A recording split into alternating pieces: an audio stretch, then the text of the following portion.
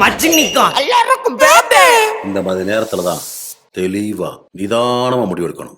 சரக்கு இருக்கா இல்ல வாங்கணுமா? ஹாலிடேஸ்னாலே அது நம்ம GT Holidays தான். GT Holidays, South India's #1 travel brand. You know you are special when you're with GT Holidays.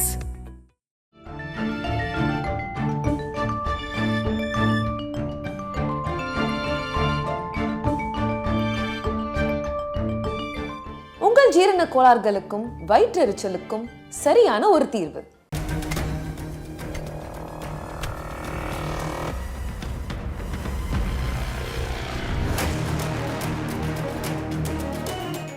எப்போதுமே ப்ரொடியூசர் அப்படின்னா வந்துட்டு ஒரு கதை கேட்டுட்டாங்க படம் பண்ணுறாங்க அப்படின்னா முழுக்க முழுக்க ஷூட்டிங் ஸ்பாட்டில் இல்லைனாலும் கண்டிப்பாக அப்பப்போனா அது வந்து ஷூட்டிங் ஸ்பாட்டுக்கு வந்து வருவாங்க. ஸோ கோடம்பாக்கத்தில் யாரை கேட்டாலுமே வந்து தானுனா ஷூட்டிங் ஸ்பாட்டுக்கே வரமாட்டார், அவரை பொறுத்த வரைக்கும் எந்த ஒரு பிரச்சனையும் இல்லை அப்படின்னு வந்து சொல்லுவாங்க. ஏன் ஷூட்டிங் ஸ்பாட்டுக்கு வர மாட்டேங்கிறாரு? இதுக்கு ஏதாவது பின்னாடி காரணம் இருக்கா? இல்லை ஏதாவது ஷூட்டிங் ஸ்பாட்டே போக மாட்டார் அப்படின்னு கிடையாது.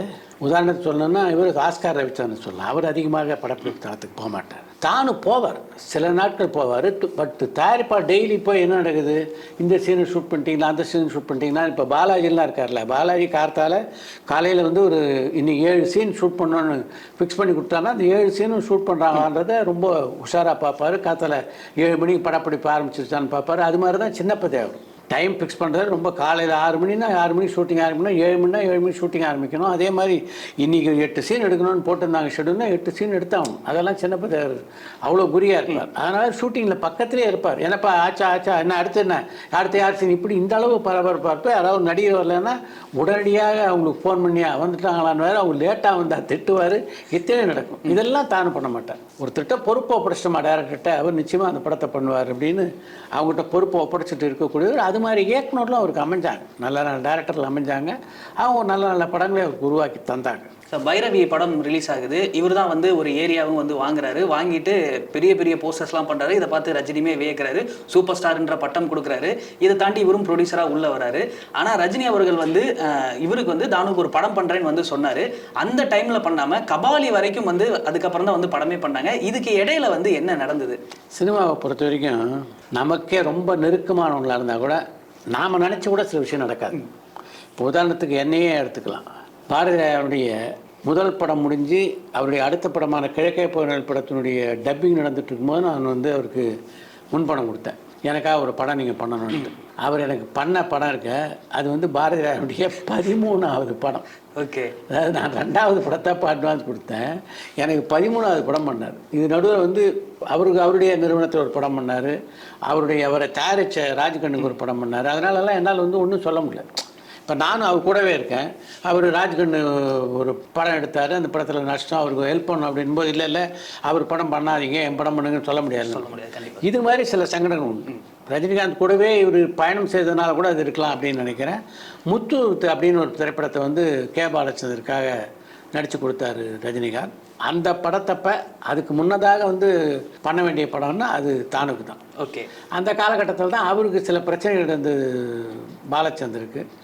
தன்னுடைய குருநாதர் பிரச்சனை அப்படின்போது ரஜினியே அவர்கிட்ட சொல்லியிருக்காரு, அவருக்கு பிரச்சனை அப்படின்போது அதுதான் நமக்கு ப்ரெஃபரன்ஸ் முதல்ல, அதனால் அந்த படத்தை நடித்து முடிச்சுட்டு வந்துடுவேன்னு. சரி, கொஞ்சம் தள்ளி வந்தால் கூட வந்து கபாலி திரைப்படத்தை பொறுத்த வரைக்கும் அந்த படம் என்ன நினச்சாரோ தானும் அதை வந்து சாதிக்கிற படமாக அந்த படம் அமைஞ்சது. இது வரைக்கும் இல்லாத அளவுக்கு ரஜினிகாந்துடைய திரை வாழ்க்கையிலேயே வந்து அந்த மாதிரி ஒரு பப்ளிசிட்டி இல்லை அப்படின்னு சொல்கிற அளவுக்கு விமானம் வரைக்கும் அந்த படத்தினுடைய பப்ளிசிட்டி கொண்டு போனார் தானும். நிச்சயமாகவே அது வந்து ஒரு பெரிய சாதனை தான். சார், இந்த பக்கம் வந்து ரஜினி எந்த அளவுக்கு வந்து தானு மேலே ஒரு அபிமானமாக இருந்தாரோ இந்த பக்கம் வந்து கமல். ஏன்னா ஒரு சில நேரங்களில் வந்து நீங்கள் படத்தில் நடிக்கணும் அப்படின்லாம் சொல்லி மகளிர் மட்டும்ல நடிக்கலாம் வந்து வச்சிருந்தாரு. அந்த அளவுக்கு வந்து தானுவுக்கும் கமல் அவர்களுக்கும் வந்து ஒரு நல்ல நட்பு இருந்தது. பட் ஆள வந்தான்ல வந்து என்னதான் பிரச்சனையாச்சு, எதனால வந்து இவங்க 2 பேர்த்துக்குள்ள அந்த உறவுல வந்து விரிசல் வந்து? இப்போ வந்து இந்த ஆள வந்தான் பிரச்சனை, அந்த விரிசல் அதெல்லாம் தவிர்த்துலாம் நினைக்கிறேன். என்னென்னா இது வரைக்கும் அவங்களுக்கு அந்த தயாராக இருந்ததுன்னா பரவாயில்ல, இப்போ அதை கடந்துட்டாங்க 2 பேருமே. ஒரு காலகட்டத்தில் அந்த படத்தினுடைய தயாரிப்பின் போது அவங்களுக்கு கொஞ்சம் சின்ன சின்ன மனசங்கடங்கள் இருந்தது. அதனால் வந்து தானும் வந்து கமல்ஹாசனை சந்திக்காமல் இருந்ததும் கமல்ஹாசன் தானும் சந்திக்காமல் இருந்தது. இப்போ அந்த வேறுபாடுகள்லாம் களையப்பட்டு தானுடைய விழாவிலேயே கமல்ஹாசன் வந்து பங்கேற்றார். அதே மாதிரி கமல்ஹாசன் தயாரித்த அமரன் திரைப்படத்தினுடைய விழாவில் பார்த்தா தான் வந்து ஒரு முக்கிய விருந்தாளியாக பங்கேற்றார். அந்த விழாவில் பேசினார். இந்த அளவுக்கு அவங்க நடுவில் வந்து இந்த பிரச்சனைகள்லாம் தேர்ந்துருச்சு.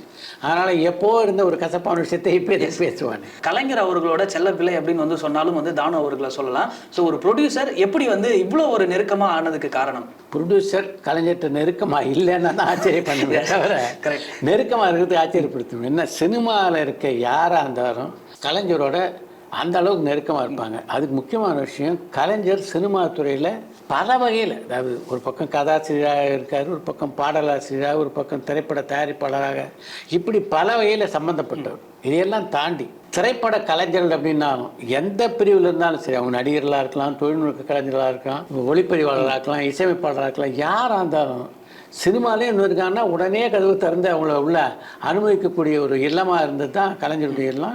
சினிமாக்காரங்க யார் போனாலும் வெளியில் எத்தனை பேர் வெயிட் பண்ணாலும் அவ்வளோ சுலபமாக போய் பார்த்துடலாம். அந்த அளவுக்கு சினிமா கலைஞர் மீதும் சினிமா மீதும் மிகுந்த நாட்டம் கொண்டிருந்தவர் கலைஞர். அதுவே வந்து கலைஞர் பால் வந்து எல்லா சினிமாக்காரங்களையும் ஈர்க்கும். ஏன்னா நம்ம மேலே ஒருத்தர் நேசமாக இருக்கும்போது நீங்கள் பதிலுக்கு ஒருத்தர் நேசம் காட்டாமல் எப்படி இருக்கும். அப்படி தான் கலைஞரை ஒரு அதுக்கு ஆராதித்தவர் தானும் அப்படின்னு சொல்லலாம். கலைஞருடைய பிறந்த தினத்துக்கெல்லாம் வந்து முழுப்பக்க விளம்பரங்கள் வந்துக்கிட்டே இருக்கும். ஆனால் பெரும்பாலும் அதில் தன்னுடைய பேரை கூட போட்டுக்க மாட்டார் தானும். இந்த விளம்பர வாசகத்தை பார்க்கும்போதே தானு விளம்பரம் தான் அப்படின்னு தெரியும். அந்த அளவுக்கு அதே மாதிரி கலைஞர் தானுடைய பல திரைப்படங்களுடைய 100ஆவது நாள் வந்து அவர் தான் கலந்துக்கிட்டு இருக்காரு, பரிசு கொடுத்துருக்காரு. அந்த அளவுக்கு ரெண்டு பேருக்கும் இடையே ஒரு நல்ல நட்பு ஒரு காலகட்டத்தில் உருவாச்சு. தானுவோட ப்ளஸ்னா நீங்கள் எதை சொல்லுவீங்க? அசாத்திய உழைப்பாளி. அதாவது காலையில் எழுந்து 6 மணிக்கு எழுந்தாருன்னா ராத்திரி 11, 12 வரைக்கும் உழைக்கிறார். அதே மாதிரி யார்கிட்ட எப்படி வேலை வாங்குறது அப்படின்றது நல்லா தெரியும்.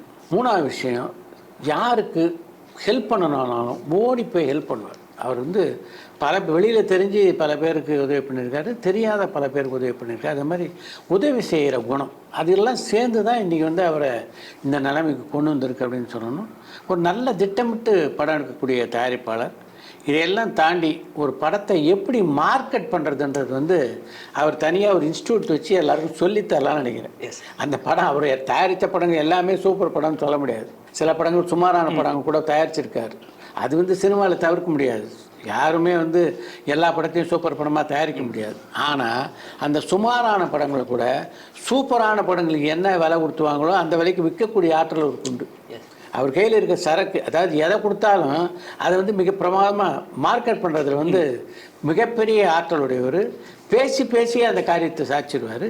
இன்னி வரைக்கும், அதாவது ஒரு படத்தில் செல்லலாம், அது 2 படத்தை செல்லலாம். இன்று வரையிலே அவரால் அதை சாதிக்க முடியுதுன்னா அவருடைய அசாத்திய திறமை தானே. சார், விஜயகாந்த் அவர்களோட கம்பெனியில் வந்து தானு அவர்களுக்கு வந்து வருஷம் ஒரு படம் வந்து பண்ணணும் அப்படின்ற ஒரு முடிவுலாம் வந்து எடுத்திருந்தாங்க. அதுபடியே கொஞ்ச நாள் வந்து நடந்தது. இடையில வந்து என்ன ஆச்சு? ஏன் இவங்க 2 பேர் வந்து சேர்ந்து படம் பண்ணலை? அந்த நிறுவனத்தினுடைய பில்லராக இருக்கிற ஒருத்தர் இன்னொருத்தரோட நட்பாக இருக்கார் அப்படின்போது உள்ளே இருக்கவங்களுக்கு சில பேருக்கு நிச்சயமாக வந்து சின்ன சின்ன கருத்து வேறுபாடு இருக்கும். நீ வந்து இப்போ ஒரு முக்கியமான ஆளை பார்க்கும்போது இவரை பார்த்துட்டு தான் அவரை பார்க்கணும் அப்படின்னும்போது அவரை தவிர்த்துட்டு போய் நம்ம பார்க்க ஆரம்பிச்சாரு இருக்கும் வரும். நான் இல்லாமல் பார்த்துட்டே நீ அடுத்த நீ அவரை எப்படி பார்க்குற அப்படின்னு பல பேர் வந்து கோபம் கொள்வாங்க. அது வந்து எல்லா இடத்துலையும் இருக்கும். அது மாதிரி சிலர் செய்த ஒரு சின்ன சின்ன பிரச்சனைகள் காரணமாக தான் இவரால் விஜயகாந்த் வச்சு தொடர்ந்து படம் எடுக்க முடியல. ஆனாலும் விஜயகாந்த் விருப்பமான நட்பு வந்து கடைசி வரைக்கும் நடிச்சு. சார், நிறைய பேட்டிகள்லாம் வந்து பார்க்கும்போது அஜித்தை பற்றி கேட்டால் பக்கா ஒரு ஜென்டில்மேன் அப்படின்ற மாதிரி ரொம்ப சிலாகிச்சு வந்து பேசுவார். இதுக்கு என்ன காரணம்? அவரோட ப்ரொடக்ஷனில் அஜித் நடித்ததுக்கு மட்டும்தான் அது காரணமா, இல்லை தனிப்பட்ட காரணங்கள் ஏதாவது இருக்கா? அஜித்தை பற்றி அவர் அப்படி சொன்னான்னா அது தனிப்பட்ட காரணம் இருக்குது, இல்லைன்னு சொல்ல முடியாது. அந்த தனிப்பட்ட காரணம் என்னன்னா, அஜித் நிஜமாவே ஒரு ஜென்டில்மேன். எஸ், அஜித் ஜென்டில்மேனாக இருக்கணும், ஜென்டில்மேன் தானே சொல்ல முடியும். இவருடைய படத்தை பற்றி தொடர்ந்து ஒரு படத்தில் நடிக்கலைன்னா கூட அந்த படத்தில் அவர் பணியாற்றிய அனுபவத்தை வச்சு தான் நான் சொல்லியிருப்பார். இப்போ வரைக்குமே வந்து தானு அவர்கள்னு சொன்னால் இப்போ இருக்க யங்ஸ்டருக்கு வந்து வாடிவாசல் பண்ண போகிறாரே அந்த ப்ரொடியூசரா அப்படின்னு தான் வந்து கேட்குறாங்க. ஏன்னா அந்த அளவுக்கு வந்து போய் ரீச் ஆகிட்டார் அப்படின்னு வந்து சொல்லலாம். ஸோ இப்போ வரைக்கும் எதிர்பார்த்துட்டு இருக்கிறது வாடிவாசல் தான். எனக்கு என்ன ஒரு டவுட் அப்படின்னா, ஒரு ப்ரொடியூசர் இத்தனை வருஷம் ஆகுது, வட்டி ஆகுது, அதையெல்லாம் தாண்டி இந்த படத்தை தூக்கி போட்டுட்டு அவர் பாட்டுக்கு வேற வேலையை பார்க்கலாம். பட் இருந்தாலும் இந்த வாடிவாசலை பண்ணுவேன் அப்படின்ட்டு வந்து இருக்காரு. ஸோ எப்பேற்பட்ட படமாக இருக்க போகுது, அதனால தான் இதெல்லாம் பண்ணுறாரோ அப்படின்றது வந்து நான் நினைக்கிறேன். ஸோ எப்பேற்பட்ட படமாக வரப்போகுது? தானுடைய ட்ரீம் ப்ராஜெக்ட் வாடிவாசல் அப்படின்னு தான் சொல்லணும். நீங்கள் சொன்ன மாதிரி எத்தனை வருஷம் ஆச்சு அந்த படத்துக்கு வந்து அவர் முன்பணம் கொடுத்து, பல ஆண்டுகள் ஆச்சு, மிகப்பெரிய தொகை. ஆனாலும் கூட இத்தனை வருஷம் காத்திருந்தாலும் என்னைக்கு வந்தாலும் அந்த படத்தை வந்து எப்படியாவது நம்ம உருவாக்கணும் அப்படின்ற ஒரு ஏறக்குறைய ஒரு தவம் மாதிரி தான் இருந்தார் அப்படின்னு சொல்லணும். அதுக்கு வந்து இன்றைக்கி வந்து நிஜமாகவே ஒரு நல்ல பலன் கிடைச்சிருக்கு. அந்த கதையை நான் படிச்சிருக்கேன். ஒரு வித்தியாசமான கதை. நிச்சயமாக அந்த கதைக்கு வந்து வெற்றிமாறன் வந்து ஒரு அழகாக திரைக்கதையை உருவாக்கியிருப்பார். அதில் முக்கியமான கதாபாத்திரம் இந்த சூர்யாவுடைய தந்தையினுடைய கதாபாத்திரம். இதுக்கப்புறம் பார்த்தா முக்கியமானது அடுத்து இந்த காளை தான். இந்த இதுதான் முக்கியமான கதாபாத்திரங்கள். இதை சுற்றி அந்த ஊர் ஜமீன்தார் இது மாதிரி பல கதாபாத்திரங்கள் இருந்தாலும் இதில் வந்து மொத்தமே ஒரு 60 பக்கத்து உள்ளடங்கிய கதை தான் அது. அதை படிக்கும்போதே நமக்கு வந்து சூர்யாவுடைய அந்த பாத்திரத்துடைய வீச்சு நம்மளால் புரிஞ்சிக்க முடியுது. அதை வெற்றிமாறன் வந்து நிச்சயமாக வந்து அவருடைய பார்வையில் வேற மாதிரி கொண்டு வந்திருப்பார் அப்படின்னு நல்லா தெரியும். அதில் இன்னொரு கதாபாத்திரம், முக்கியமான கதாபாத்திரம் சூர்யாவுடைய அப்பாவுடைய கதாபாத்திரம். அந்த படத்தில் அமீர் நடிக்க போகிறார் அப்படின்னு சொல்லியிருக்கிறதுனால நிச்சயமாக அந்த கதாபாத்திரத்தில் அமீர் தான் நடிப்பார் அப்படின்றது என்னுடைய கணிப்பாக இருந்தது. இதை திரையுலகத்தில் இருக்க ஒரு நண்பர்கிட்ட நான் பகிர்ந்துக்கிட்டேன். அந்த கதாபாத்திரம் எனக்கு தெரிஞ்சு அமீர் அந்த படத்தை நடிக்கிறதா இருந்தால் சூர்யாவுக்கு அடுத்து அதில் முக்கியமான கதாபாத்திரம்னா அந்த அப்பா பாத்திரம் தான் அப்படின்னு. அப்போ அந்த நண்பர் என்கிட்ட சொன்னார், நீங்கள் சொன்னது கரெக்ட் தான், அமீர் தான் சூர்யாவுக்கு அப்பாவை அந்த படத்தை நடிக்க போகிறாரு. அந்த அப்பா கதாபாத்திரத்தை அவர் உருவாக்கியிருக்க விதத்தை பற்றி எனக்கு தெரியுங்க. அந்த கெட்டப் பற்றியும் நான் பார்த்தேன். அவ்வளோ அற்புதமாக அமைஞ்சிருக்கு. சூர்யாவுடைய திரை வாழ்க்கையில் மட்டும் இல்லை, அமீருடைய திரைப்பயணத்தில் வாடிவாசல் ஒரு மிக முக்கியமான படமாக இருக்கும் அப்படின்னார். இது வந்து 4 பேர் சார் உண்மையாக பார்த்தா. ஒரு பக்கம் சூர்யா, அமீர், வெற்றிமாறன், இன்னொரு பக்கம் தானு, இவங்க 4 பேர் சேரும்போது அந்த படம் நிச்சயமாக ஒரு தமிழ் ரசிகர்களை வந்து அப்படி மிரள வைக்கின்ற ஒரு படைப்பாக அமையும் அப்படின்றது உறுதி.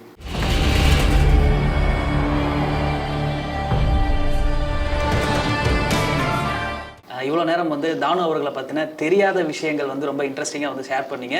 ஸோ இதே மாதிரி நெக்ஸ்ட் வர அறிந்து மறியாமல வேற ஒரு செலிபிரிட்டி பற்றின கொஸ்டின்ஸோடு வந்து உங்களை மீட் பண்ணுறேன். நன்றி, வணக்கம். வணக்கம்.